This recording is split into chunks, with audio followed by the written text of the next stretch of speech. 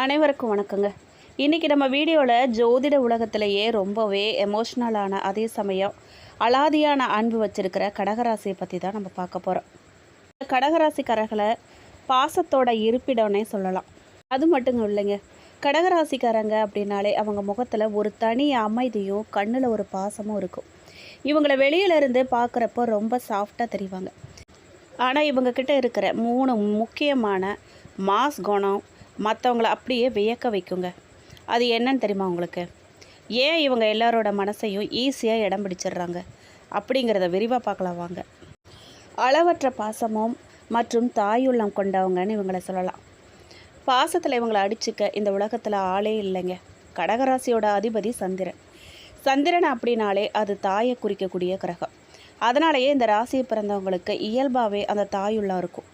இவங்க ஒருத்தங்க மேலே அன்பு வச்சுட்டாங்க அப்படின்னா அதில் எந்த ஒரு சுயநலமுமே ஒரு எள்ளளவும் இருக்காது. தன்னோட ஃப்ரெண்டாக இருக்கட்டும், காதலர் இல்லை அப்படின்னா வாழ்க்கை துணையாக இருக்கட்டும், அவங்க சாப்பிட்டாங்களா, நல்லா இருக்காங்களான்னு ஒரு அம்மா மாதிரி பார்த்து அக்கறையை எடுத்துப்பாங்க. சுருக்கமாக சொல்லணும் அப்படின்னா, இவங்க இருக்கிற குடும்பத்திலேயோ இல்லை நட்பு வட்டத்திலேயோ யாருக்காவது ஒரு கஷ்டம்னா முதல் ஆளாக வந்து நிற்கக்கூடியவங்க இந்த கடகராசிக்காரங்கன்னு சொல்லணும். மற்றவங்களுக்காக தான் சந்தோஷத்தையே தியாகம் செய்யக்கூடிய ஒரு அரிய குணம் இவங்கக்கிட்ட இருக்குது. 6ஆம் அறிவு மற்றும் அபார நினைவாற்றல் இவங்களுக்கு இருக்குங்க. யார் மனசில் என்ன இருக்குன்னு டக்குன்னு கண்டுபிடிக்கிற 6th சென்ஸு கடகராசிக்காரங்கிட்ட இருக்கிற ஒரு ஆச்சரியமான விஷயம். அவங்கக்கிட்ட யாராவது பொய் சொன்னாலோ இல்லை நடிக்க நினச்சாலோ இவங்களோட உள்மனசு அதை டக்குன்னு காட்டி கொடுத்துரும். ஏதோ தப்பு நடக்குதுன்னே இவங்க கணிச்சிருவாங்க. அதை கண்டிப்பாக உண்மையாக இருக்கும். அதே மாதிரி இவங்களுக்கு நினைவாற்றல் ரொம்ப அதிகங்க. பல வருஷங்களுக்கு முன்னாடி யாராவது இவங்களுக்கு செஞ்ச சின்ன உதவியாக இருந்தாலும் சரி, இல்லை மனசை காயப்படுத்துகிற ஒரு விஷயமா இருந்தாலும் சரி, அதை தேதியோடு அவங்க என்ன ட்ரெஸ் போட்டிருந்தாங்க அப்படிங்கிற வரைக்கும் அப்படியே ஞாபகம் வச்சுருப்பாங்க. இவங்க வெளியில் அமைதியாக இருந்தாலும் சுற்றி நடக்கிற எல்லா விஷயத்தையும் அவங்களோட கூர்மையான புத்தியால் கவனிச்சுக்கிட்டே தான் இருப்பாங்க. நாம் நினைப்போம் அவங்க அமைதியாக இருக்காங்கன்னு, அப்படி கிடையாது. சுற்றி எல்லா விஷயத்தையுமே கவனிச்சுட்டு இருப்பாங்க. வெளியில் பார்க்க மென்மையாக இருப்பாங்க, உள்ளுக்குள்ளே இரும மனிதர் மாதிரி இருப்பாங்க. நண்டு மாதிரியான ஒரு குணம் அவங்க கிட்ட இருக்கும். கடகராசியோட சின்னம் நண்டு. நண்டை வெளியிலேருந்து தொட்டு பார்த்தா ரொம்ப கடினமாக இருக்கும், ஆனால் உள்ளுக்குள்ளே ரொம்ப சாஃப்டாக இருக்கும். இவங்களும் அதே மாதிரி தாங்க. பார்க்குறதுக்கு ரொம்ப மென்மையானவங்கள மாதிரி, சின்ன விஷயத்துக்கு கூட கண்கலங்கிறவங்களா தெரிவாங்க. ஆனால் வாழ்க்கையில் ஒரு பெரிய சோதனையோ இல்லை குடும்பத்தில் ஒரு ஆபத்தோ வரும்போது இவங்க அப்படியே இரும்பு மனிதராக மாறி நிற்பாங்க. அரவணைப்பாங்க, எல்லாரையும் காத்து நிற்பாங்க. எவ்வளவு பெரிய கஷ்டத்தையும் தாங்கிக்கிட்டு குடும்பத்தை முன்னின்று நடத்துகிற தைரியம் இவங்களுக்குள்ளே ஒளிஞ்சிருக்கும். அதுக்கு நேரத்துக்கு தேவையான நேரத்துக்கு கண்டிப்பாக அது அவங்கள காக்கக்கூடிய ஒரு தன்மையாக தான் இருக்கும். தன்னை நம்பினவங்களை எப்போவுமே கைவிடவே மாட்டாங்க. இவங்களோட இந்த உறுதி தாங்க இவங்கள வாழ்க்கையில் பல தடைகளை தாண்டி ஜெயிக்க வைக்குதுன்னே சொல்லலாம். கலப்படமில்லாத அன்பு, கூர்மையான புத்திசாலித்தனம், இக்கட்டான சூழலில் காட்டுற அசாத்திய தைரியம், இந்த 3 தாங்க கடகராசியை ரொம்ப ஸ்பெஷலாக காட்டுது.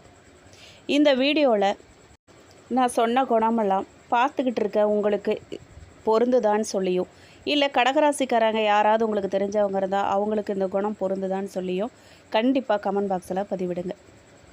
கடகராசிக்காரர்களை பொறுத்த வரைக்குங்க, கடந்த 2 வாரமாக, குறிப்பாக ஜூன் மாத இறுதியிலும் ஜூலை மாதத்தோட முதல் பாதியிலும் மன ரீதியாகவும் உணர்வு ரீதியாகவும் ஒரு மிகப்பெரிய போராட்ட காலமாக இருந்திருக்கும்னு சொல்லலாம். ராசிநாதன் சந்திரன் மற்றும் விரயஸ்தான ஜென்மஸ்தான கிரகங்களின் நகர்வுகளால் பாசத்தையே முதலீடாக கொண்ட கடகராசினர் கடந்த 14 நாட்களாக சந்தித்த முக்கிய நெருக்கடிகள், துன்பங்கள் என்னென்னா, உணர்ச்சி போராட்டம், அது மட்டும் இல்லாமல் அதீத மனக்காயங்கள். கடந்த 2 வாரங்களாக உங்களுக்குள்ள ஒரு கடுமையான ஏற்றமும் மனவேதனையும் இருந்திருக்குங்க.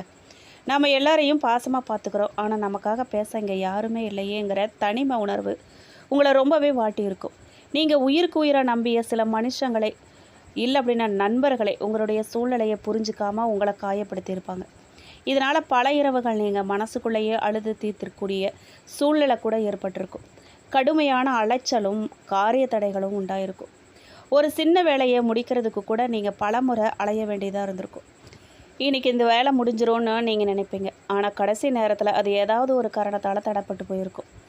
இந்த தொடர்பாக காரிய தாமதங்கள்லாம் உங்களுக்குள்ள ஒரு பெரிய சலிப்பையும், நமக்கு மட்டும் ஏன் எல்லாமே இழுபறியாக நடக்குதுங்கிற விரக்தியும் ஏற்படுத்தியிருக்கும். உடல் ரீதியாகவும் கடுமையான அசதியும் சோர்வும் உங்களை முடக்கி இருக்கும். அலைச்சல் வந்தாலே சோர்வு வந்துடும் இல்லையா? வீண் பழியும் தவறான புரிதல்களான அனுபவங்கள் உங்களுக்கு நடந்திருக்கும். கடந்த 14 நாட்களில் நீங்கள் செய்யாத தப்புக்கு கூட நீங்கள் தான் காரணங்கிற சுற்றி இருக்கிறவங்க பழி போட்டிருப்பாங்க. குடும்பத்தில் இல்லை அப்படின்னா வேலை செய்யக்கூடிய இடத்துல நீங்கள் நல்ல எண்ணத்தோடு செஞ்ச உதவி கூட தவறாக சித்தரிக்கப்பட்டிருக்குங்க. உங்கள் நியாயத்தை எடுத்து சொல்ல நீங்கள் முயற்சி பண்ணாலும் அது யாரும் கேட்கக்கூடிய மனநிலைமையில் இல்லாததால் பேசாமல் அமைதியாக இருந்துடலான்னு நீங்களே உங்களை சுருக்கி கொண்ட காலகட்டம் கூட இருந்திருக்குங்க. மருத்துவ செலவும் மற்றும் தூக்கமின்மையும் நிறைய ஏற்பட்டிருக்கும். உங்களுக்கோ இல்லை அப்படின்னா உங்கள் குடும்பத்திலேயோ உள்ளவங்களுக்கு, குறிப்பாக தாயார் இல்லை அப்படின்னா பிள்ளைகளுக்கு திடீர் உடல்நலக்குறைவெல்லாம் ஏற்பட்டு அதன் காரணமாக மருத்துவ செலவுகள்லாம் முளைச்சிருக்கும். ஏற்கனவே பண நெருக்கடி இருக்கும் சூழலில் இந்த திட்டமிடாத செலவுகள்லாம் உங்களை திணற அடிச்சிருக்கும். இது எல்லாத்துக்கும் மேலாக மனக்குழப்பம் காரணமாக இரவு நேரங்களில் சரியாக உங்களுக்கு தூக்கம் வராமல் நீங்கள் தவிச்சிருப்பீங்க. படுத்த படுக்கையில் ஏதாவது யோசிச்சுக்கிட்டே இருக்கக்கூடிய நிலை நீடிச்சிருக்கும். இதுக்கான ஜோதிட காரணம் என்ன அப்படின்னு கேட்டிங்கன்னா, உங்கள் ராசிக்கு விரயஸ்தானத்திலும் 12ஆம் இடம், அது ஜென்ம ராசியிலும் ஏற்பட்ட கிரகங்களோட சஞ்சாரமும் சூரியனின் அமைப்பும் தான் உங்களை மன ரீதியாக இவ்வளவு பலவீனப்படுத்தினது. விரய சந்திரன் மற்றும் கிரகங்கள் உங்களுடைய தூக்கத்தையும் நிம்மதியும் தற்காலிகமாக பறித்து வச்சுருப்பார். புயலுக்கு பின் தாங்க அமைதி வரும். கடகராசிக்காரங்க பாசக்காரங்க மட்டும் கிடையாது, எதையுமே தாங்கக்கூடிய இதயம் கொண்டவங்க. கடந்த 2 வாரங்களாக நீங்கள் அனுபவித்த இந்த துன்பங்கள் எல்லாமே சுயநலமான இந்த உலகத்தில் நீங்கள் யாருக்காக எவ்வளவு தூரம் எல்லையை வகுத்து கொள்ளணுங்கிறத உங்களுக்கு கற்றுக் கொடுக்கக்கூடிய பாடம் தாங்க இது தற்காலிக சோதனை தான். மெல்ல மெல்ல விலகி சந்திரன் தன் பாதையை மாற்றும்போது உங்களுக்கான நிம்மதியும் உங்களை காயப்படுத்தணுங்க உங்கள் அருமையை உணரும் காலமும் சீக்கிரத்தில் வருங்க. சரிங்க, கடந்த 2 வாரங்களாக இருந்த மன உளைச்சலும் தடைகளும் நீங்கி அடுத்த 7 நாட்களில் நல்லதொரு மன அமைதியும் மாற்றங்களும் கிடைக்க, இந்த 7 நாட்களை உங்களுக்கு இன்னும் சாதகமாக மாற்றிக்கொள்ள நீங்கள் வணங்க வேண்டிய தெய்வமும் எளிய பரிகாரமும் என்ன அப்படின்னு கேட்டிங்கன்னா, கடகராசிக்கு அதிபதி சந்திரன்கிறதால நீங்கள் வழிபட வேண்டிய முதன்மை தெய்வம் ஸ்ரீ அபிராமி அம்மன், இல்லை அப்படின்னா பார்வதி தேவி மற்றும் சிவபெருமான். பெண் தெய்வ வழிபாடும் சிவ வழிபாடும் உங்களுக்குள்ளே இருக்கக்கூடிய மனக்குழப்பங்களை நீக்கி ஒரு தெளிவான மனநிலைமையை கொடுக்குங்க. நீங்கள் செய்ய வேண்டிய எளிய பரிகாரம் என்ன அப்படின்னு கேட்டிங்கன்னா, கடந்த 2 வாரங்களாக உங்களுக்கு இருந்த கண் திருஷ்டி மனபாரமெல்லாம் நீங்கள் ஒரு எளிய பரிகாரத்தை மட்டும் செய்யுங்க. அது என்ன அப்படின்னு கேட்டிங்கன்னா, திங்கட்கிழமை சிவ வழிபாடுங்க. திங்கட்கிழமை காலையில் பக்கத்தில் இருக்கக்கூடிய சிவன் கோயிலுக்கு போயிட்டு சிவபெருமானுக்கு பாலாபிஷேகம் செய்ய பால் வாங்கி கொடுங்க. இல்லை அப்படின்னா அம்மன் சன்னதியில் நெய் தீபம் ஏற்றி வழிபாடு பண்ணுங்கள். பசியோடு இருக்கக்கூடிய ஏழை எளியவர்களுக்கு, இயலாதவர்களுக்கு தயிர் சாதம் இல்லை அப்படின்னா வெள்ளை நிற உணவு பண்டங்களை அன்னதானமாக கொடுங்க. இது உங்களுடைய பணத்தடைகளை நீக்குங்க. வீட்டில் இருக்கும்போது அபிராமி அந்தாதி கேட்குறதும் இல்லை அப்படின்னா படிக்கிறதும் உங்களுக்குள்ளே இருக்கும் எதிர்மறை எண்ணங்களை முற்றிலுமாக நீக்குங்க. உங்களுக்கு அதிர்ஷ்டமான நிறங்கள் அப்படின்னு பார்த்தீங்கன்னா வெள்ளை, வெளிர் நிறங்கள், வெளிர் நீலம், வெள்ளி நிறம், இதெல்லாம் உங்களுக்கு அதிர்ஷ்டமான நிறங்கள். நீங்கள் தவிர்க்க வேண்டிய நிறம் அப்படின்னு பார்த்தீங்கன்னா கருப்பு மற்றும் அடர் நீல நிற உடைகளை நீங்கள் இந்த வார முக்கிய காரியங்களின் போதெல்லாம் நீங்கள் தவிர்த்தீங்க அப்படின்னா ரொம்ப நல்லது.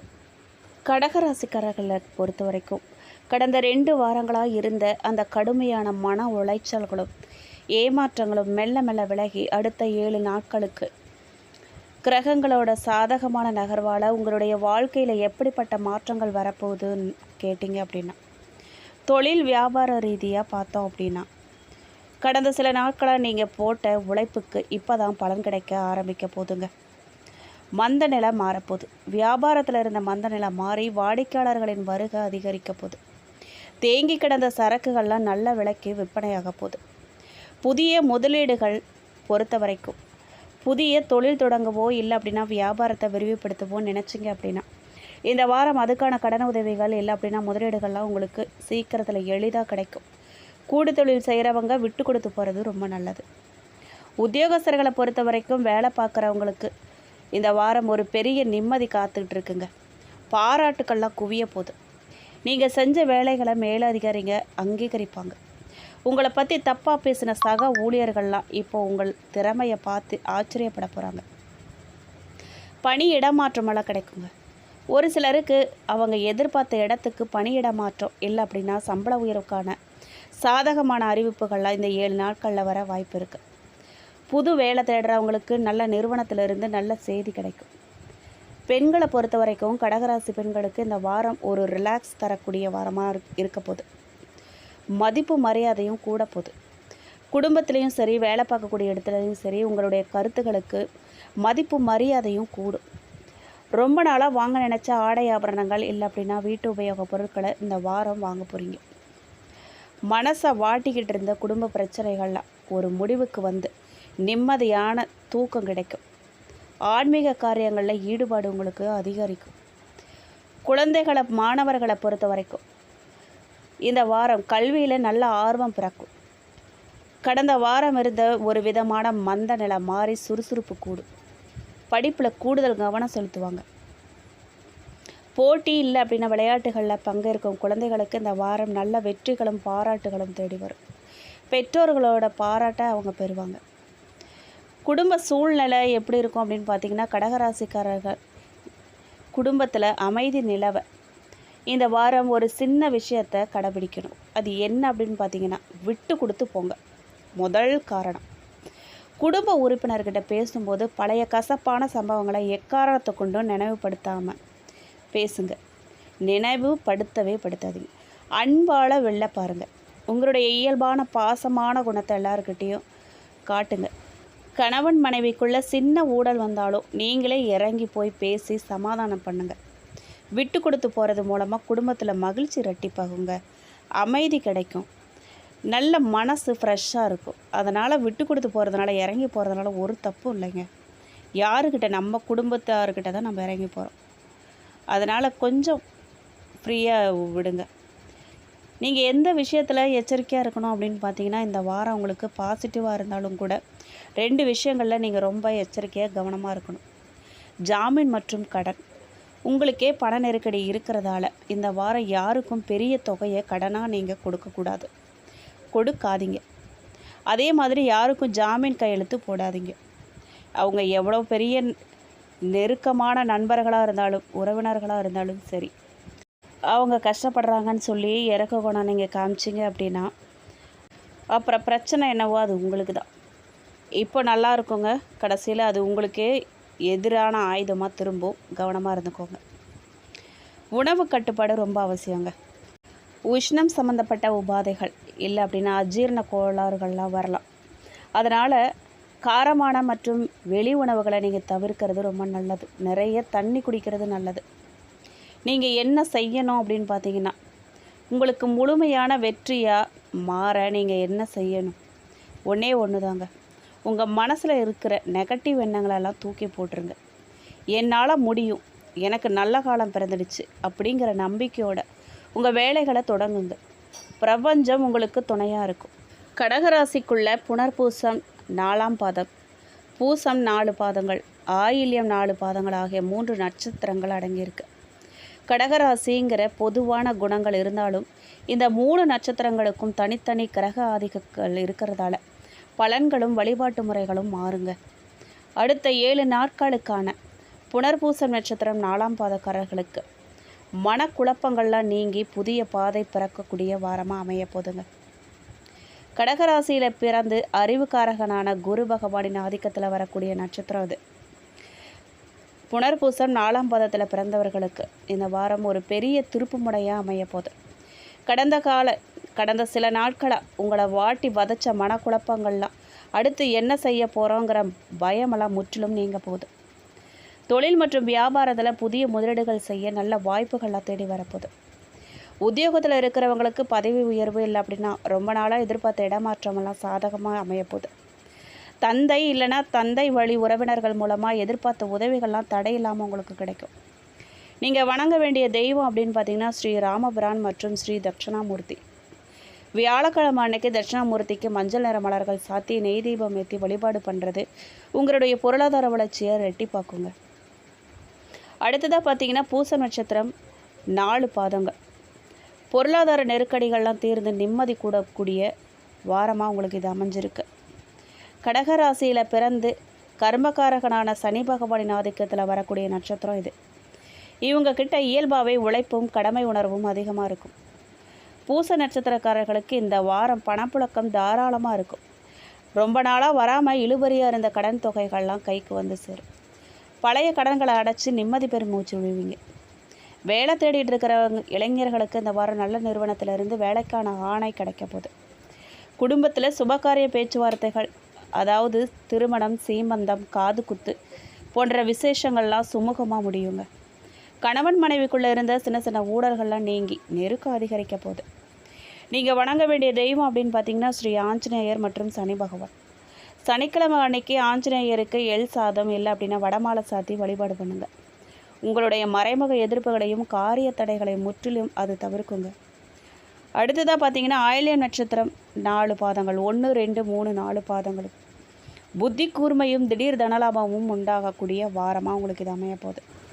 கடகராசியில் பிறந்து புத்தி விஷுவல்காரகனான புதன் பகவானின் ஆதிக்கத்தில் வரக்கூடிய நட்சத்திரம் இது. பேச்சாற்றலும் சமயோஜித புத்தியும் இவங்களுக்கு ரொம்ப அதிகம். ஆயில்ய நட்சத்திரக்காரர்களுக்கு இந்த வாரம் உங்களுடைய புத்திசாலித்தனத்தால் பல கடினமான காரியங்களையும் சாதிச்சு கட்டுவீங்க. கலைத்துறை, ஊடகம், ஆன்லைன் பிஸ்னஸ் மற்றும் கமிஷன் துறையில் இருக்கிறவங்களுக்கு பெரிய அளவில் லாபமும் புதிய ஒப்பந்தங்களும் கையெழுத்தாகுங்க.